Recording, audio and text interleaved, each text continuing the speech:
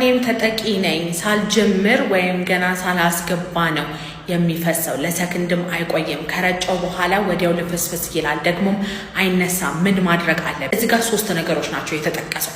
በመጀመሪያ ገና ሳልገባ ነው የሚፈሰው፣ ገና የመጀመሪያ ዙር ሲጀምር ነው የሚፈሰው የሚባለው ነገር አብዛኛው ወንድ ቶሎ ነው የሚረጨው የመጀመሪያ ዙር። የእናንተ ጥፋት አይደለም፣ ተፈጥሯዊ የሆነ ነገር። ቶሎ መጨረስ የሚባለው ሁለተኛ ዙር መድገምና እዛ ላይም ቶሎ መጨረስ አለባቸው። ግን ይሄ ወንድማችን ደግሞ እንደሚለው ለሁለተኛ ዙር ጭራሽ አይነሳብኝም፣ ቢከዝ ከጨረስኩ በኋላ የመጀመሪያ ዙር ይልፈሰፈሳል። መልፈስፈስ አለበት።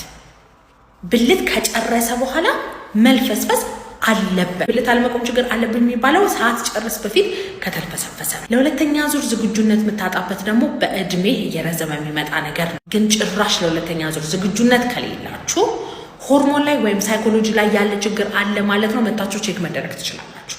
በማንኛውም ስንፈተ ወሲብ መታከም ከፈልጋችሁ ባዮ ላይ ባለው ስልክ ቁጥር ደውላችሁ ቀጠሮ ማስያዝ ትችላላችሁ። በሬ ሁል ጊዜ ክፍት